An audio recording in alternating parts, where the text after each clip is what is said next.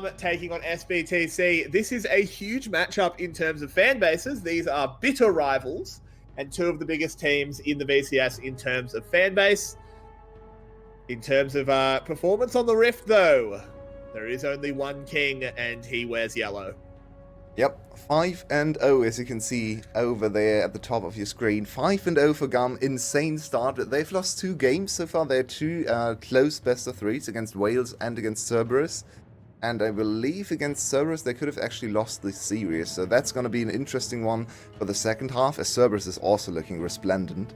But GAM could go off to a 7-0 start in the first half of the split, and we haven't had a 7-0 in a while. Usually GAM starts a little slow and then ends 7-0 on the second half, so quite exciting to see this team now with the new old support back be quite as good as all the time before. Levi getting harassed here by Enpa, but does have Kiaya coming in for support, so I don't know how this one's going to go. They aren't going to actually lock the Fiora down or anything. Ghost. Yeah, he did. That is, That's a decision. That's interesting. So he was getting a lot of damage onto Kiaya. Kiaya didn't play this quite as well as he could. I think he could have tried to just go over the other wall and not face Emper, because it was quite obvious that Emper would walk back into lane as Fiora, and you don't win level 1 Gragas into Fiora. Now Kiaya in a little bit of a questionable situation here in the lane state. Of course, he still has the flash. Interestingly enough, he also went for the Comet, so trying to poke from afar, trying to chunk Enpa out in lane and make it a little bit more manageable for himself instead of the Grasp, where you have to interact much more. So really, yeah, I expect Q max from a Kiaya and just uninteractive Q spam to get the minions. He might fall behind quite far in CS, especially after this start now. He may well, but you have to ask the question of how much he cares about that, being down a few waves in CS as that Gragas, particularly up against a Fiora. Not sure how much it'll matter. We look at the bot lane. This should be a very uninteractive lane. These two ADCs will probably just poke back and forth at each other a little bit, but I can't see any kills coming in down here. Okay, we could see a kill coming in over here, though. Are they just going to go straight under the tower? Kiaya doing well, blocking off those vitals, but Enpa finds it anyway. Let's the sun go. comes in and he goes down.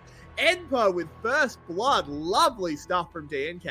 And what a challenge thrown down to this early game monster team that has been GAM since week number 2. They have cut their game time down to 28 minutes. They've dominated teams like the Secret game you casted, I believe, where Secret was actually doing fine in game 2, and then the game ended at 22 minutes because, yeah, GAM just knocked at the doors of the base and ran away with the game. But let's look at the setup again. Enpa.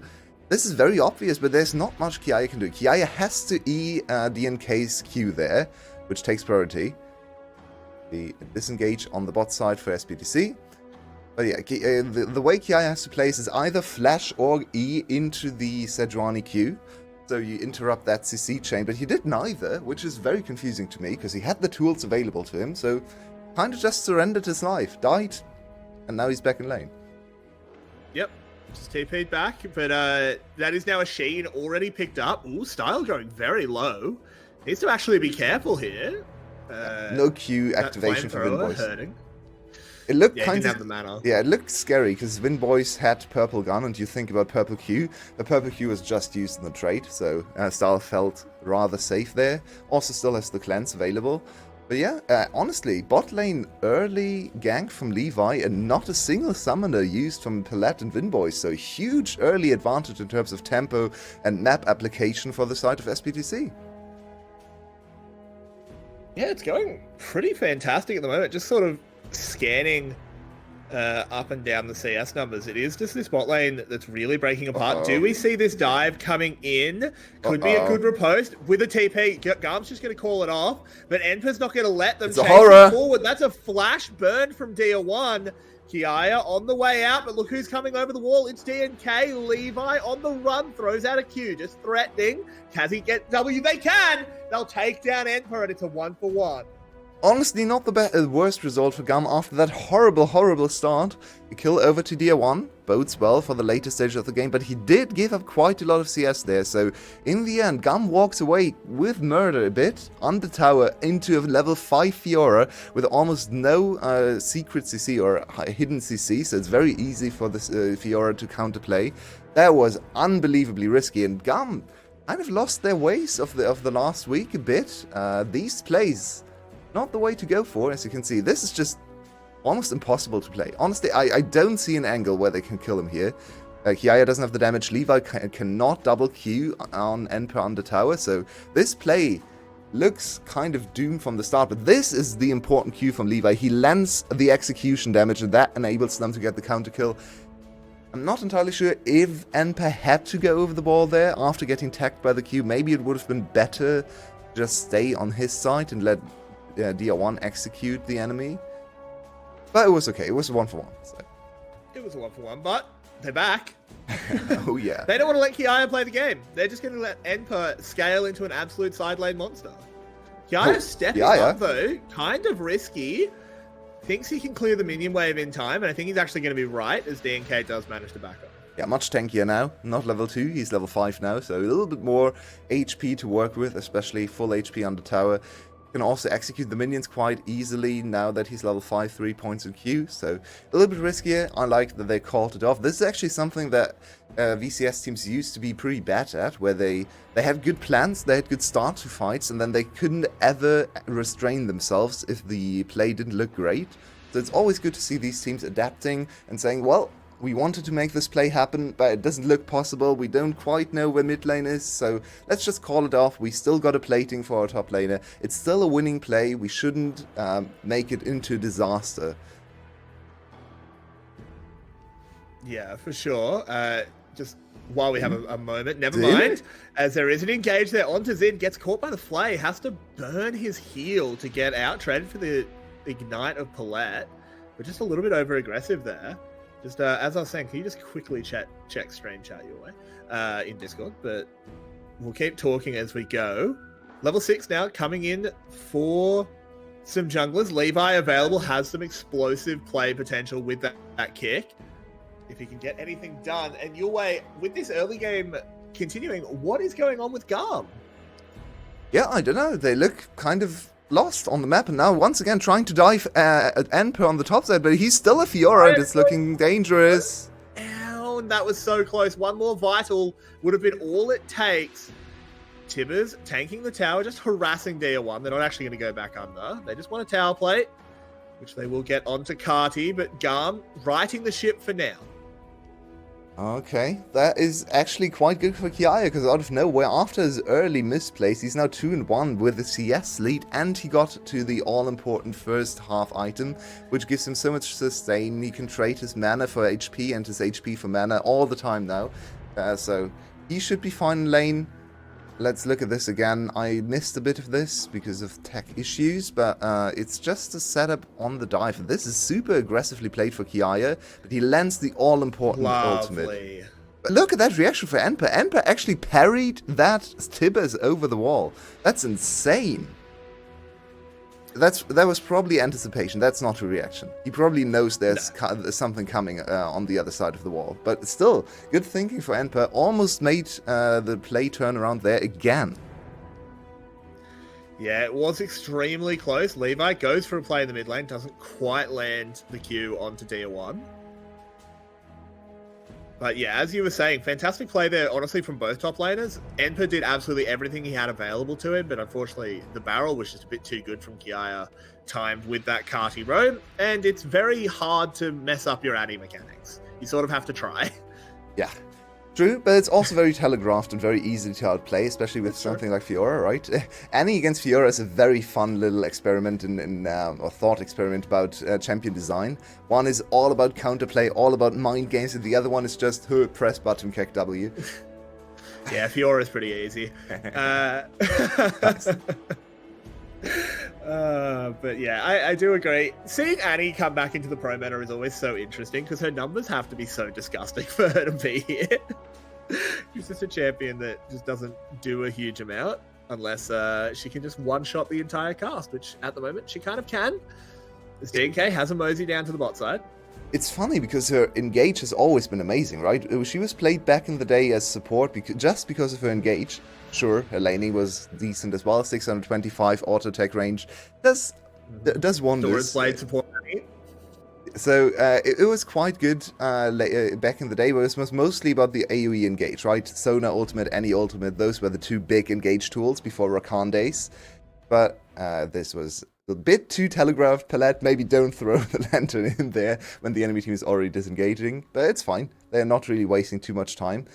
Nowadays, Annie, actually one of the biggest reasons why she's back in the meta, sure, the buffs were huge, but the interaction with E and First Strike is just so broken. It's so stupid that you can't. There's no champion in the game that can trigger First Strike before Annie can, because Annie's E shield will always get priority. So no matter what you throw at her, no matter how much range you have, no matter if you're Kog'Maw AP or Vel'Koz, she can just press E and get her a First Strike interaction all the time. So that consistency gives her so much leeway.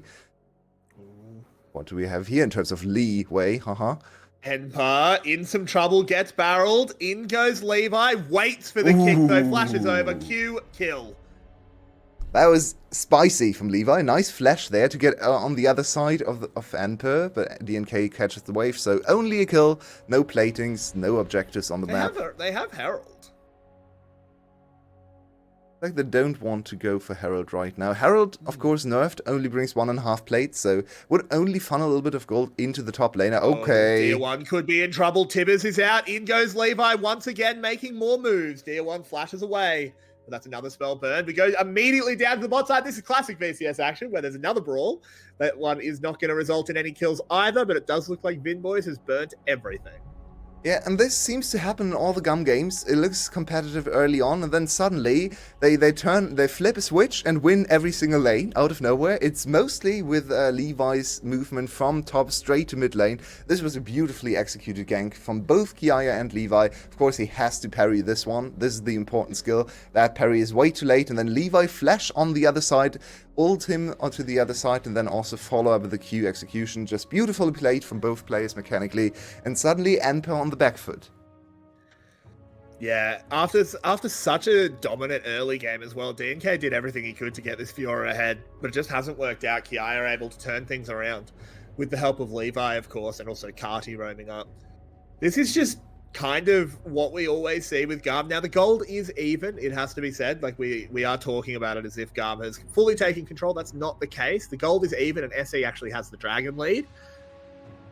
But after the way the early game went, the fact that the gold is even isn't really good enough. Rise ult, just scaring them off. There should be 2 dragons for SBTC. I don't think GAM really wants to contest this. Levi could try to go for it. And Kiaya in a lot of trouble. Over the wall they go. I don't think Kiaya can counterplay this. Lunge. Will lunge forward once more. There's the kill, a shutdown for the Fiora.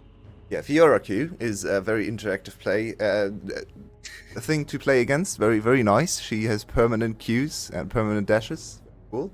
But another solo kill for Enpa. I'm sure someone is counting them. He's up to double digits already, I believe, the split. Enpa is so insane when it comes to solo kills. It's almost a little bit funny and ridiculous. Yeah, okay. Kiaya played himself. Yep. Okay. Never mind. No, I don't even know. I don't even know if I count that as Kiaya playing himself. That was pretty sick from Enpa. True, but Kiaya also went up the tower. Oh, flash away and a kill for Vinboys.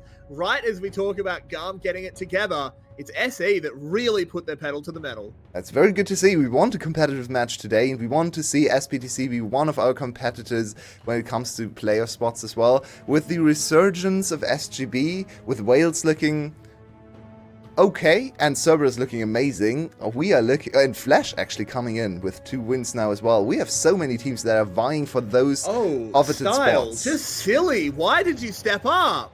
Yeah. He thought he could escape because he is Zeri and they are Sejuani, and Sejuani usually can't chase down a Zeri, but in this case she can, and suddenly it's first tower for SE. Look at that gold lead, that's 2k, that's 2 dragons.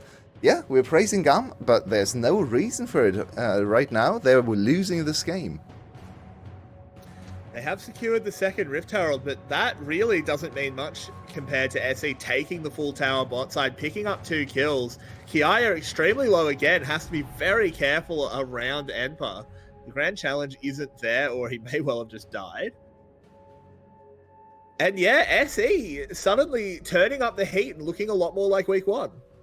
Yeah, and I was super scared for the game to break open around the second dragon, because Vinboy's flash was down, his cleanse was down, Carty's flash was up, so I actually thought GAM had an opening there to just hard commit onto Vinboy's, destroy him, get the dragon, force SE to fight, and then just win the game from there. But the opposite kind of happened, where SE stabilized, they got kills in bot lane, they got a tower.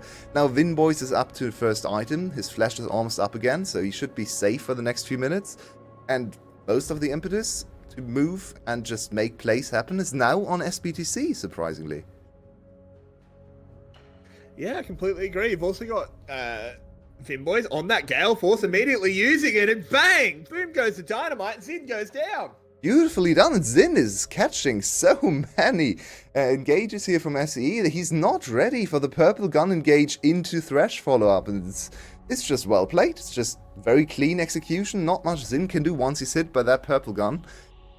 That's another kill for Vinboys. We talked about him against Slater and not being sure if he was the right choice, but it seems like SBTC and Palette believe in him, and for good reason, at least at the start of this game. Yeah, he's really making a good case for himself. Slater could never. Looking at first items coming in, though, it looks like pretty much everyone but the supports. Everyone except the supports do have their mythics, and it's a lot of Rod of Ages your way. I think this one might be going long. Yeah, Zin, honestly, that was foolish. You played ADC yourself. You should know how Aphelios works. The engage range with Purple Gun, and especially Purple Gun combined with Gale Force. Did he play ADC when Aphelios existed? I mean, in solo queue, hopefully.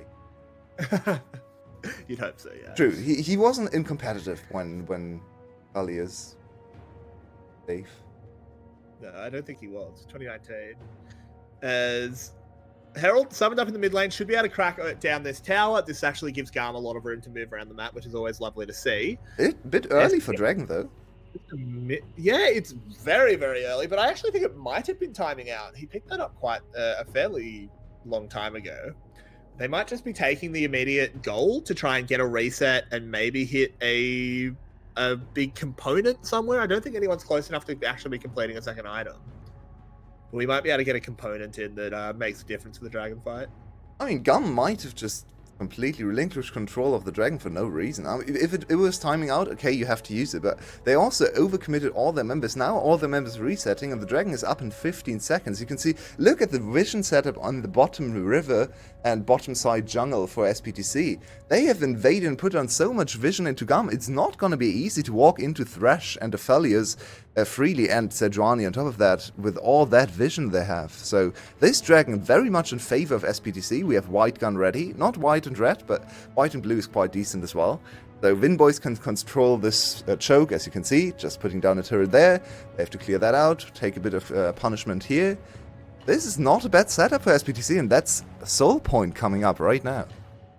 Yeah, Dia1 actually just finished his second item as well. He TP'd back. So he's extremely strong on this rise. Not level 16, but still very strong regardless. The Hextech Drake has been engaged. That's only on Palette. Barrel goes in. Palette just goes gold.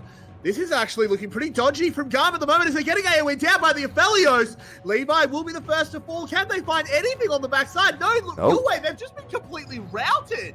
As Vinboys is just cleaning. Okay, Kiaya? Style could get something on. Kiaya tries, but Kiaya fails. And Style has a world to conquer, but no army to do it with. And SE convincingly play that fight and move to soul point. Yeah, and think back to what I said in draft. You have all those heart engaged champion on the other side of Cephalia's Thresh. That usually does not bode well for you on the side of GAM, and this is exactly why. The Thresh Aphelios and Sejuani on top of that just establish a good front-to-back team fighting setup, and there's no way they can ever get to Vinboys. There's so much AoE damage on the other side, and the initial engage from Kiaya was horrible. It was only on Palette. Look at this. Kiaya sees Palette, but what is that even doing? Palette didn't even have to go golden. Now, one of the main displacement tools is gone, and Vinboys is just chilling on the other side of the fight. Full HP, gets to use all his weapons, gets to stack up his chakrams there as well. Yeah, And that was beautifully done. Lovely Oh, hook. Palad. That was a flash E from Kiaya that could have really turned the fight again, because Kiaya has quite a bit of burst damage, but Palad with the perfect reaction to interrupt that E from Kiaya. And honestly, SE is looking like the big favorites to win map number 1. Yeah, I completely agree. I think VidBoys is looking extremely strong. This Aphelios ready to go. So far, the Zeri not showing a huge amount in comparison. Cardi moving forward, does have the stun. They drop the Tibbers. Dia1 in a lot of trouble. Booted back. Can they kill him? I'm sure they can. As it takes a long time, though. Eventually, Rise will fall. Shutdown given over to Style. But that's 4 members committed, and they're just going to get 1 kill and an outer tower, so not terrible. But look what they're losing for it. Could be 2 towers for SE, but they want to kill. Good disengage from Kiaya. Actually clearing the wave too, so now the tower is kind of hard to take. Yeah. Not bad. You're not wrong. But an inner has gone down in the side lane. Enpa sort of unmatchable at the moment, particularly without Kiaya there. So more and more gold is just bleeding away from GAM. How do they staunch this wound? Can they staunch this wound?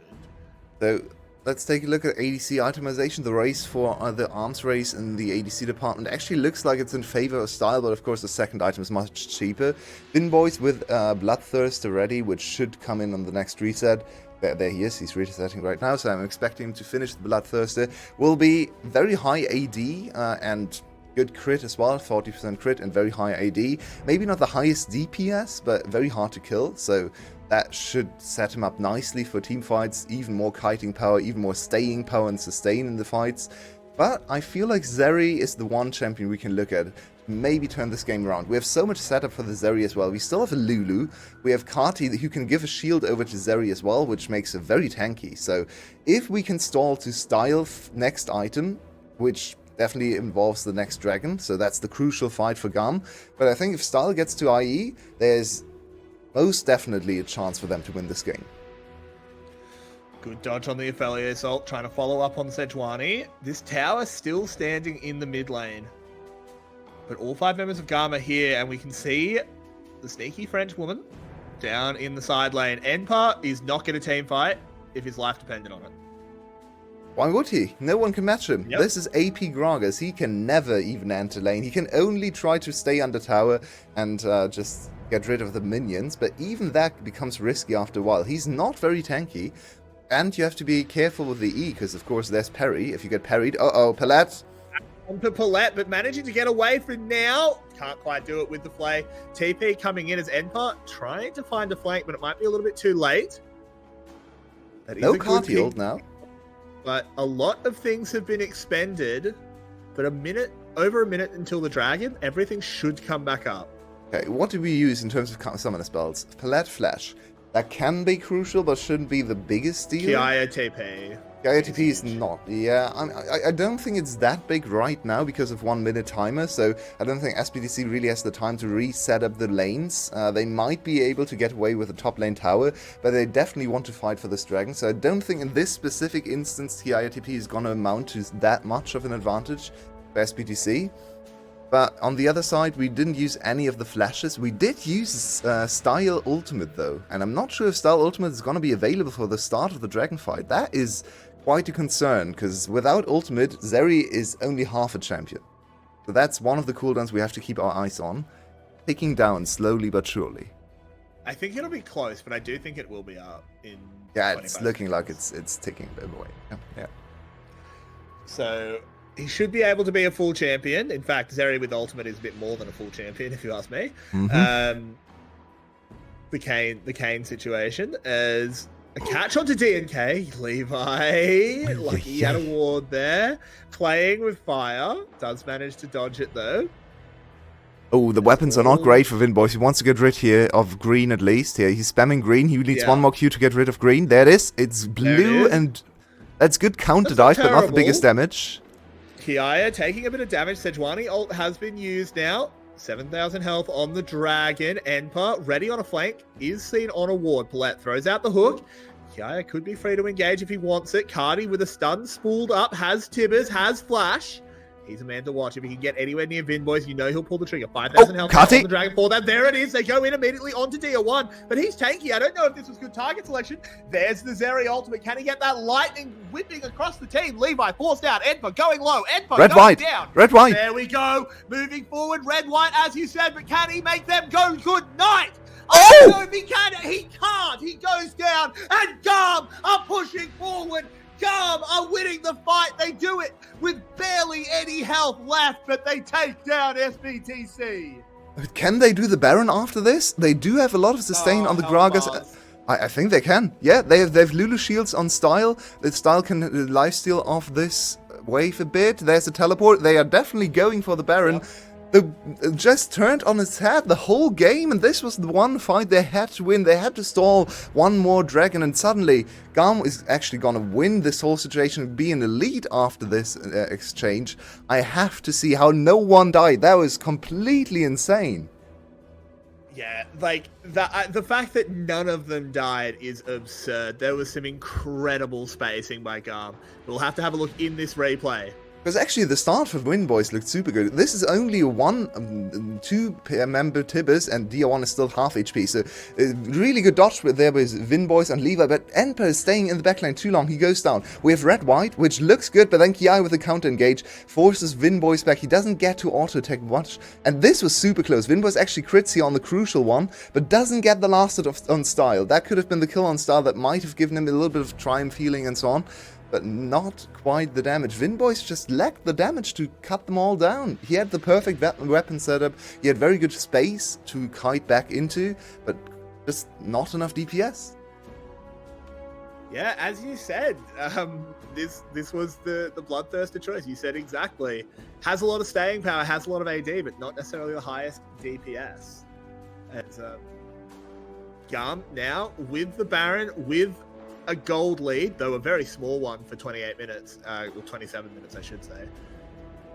This game is back to even, and even isn't where SBTC wants to be.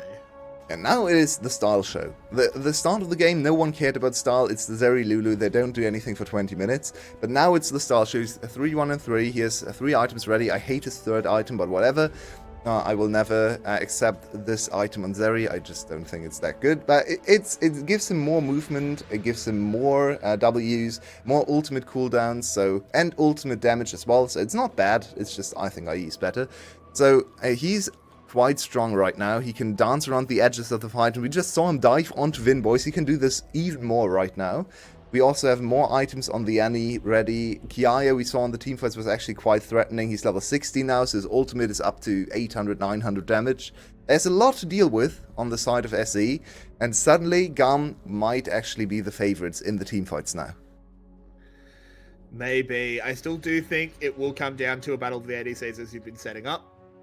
I think Vinboy still has a lot of potential on this Aphelios to blow people to Kingdom Come, especially once he gets that IE. It is going to be 2 towers now picked up for SE, traded on the bottom side for GAM. Good All trade. of the recalls coming in. Can they actually stop any recalls, potentially get an in here? No, they can't.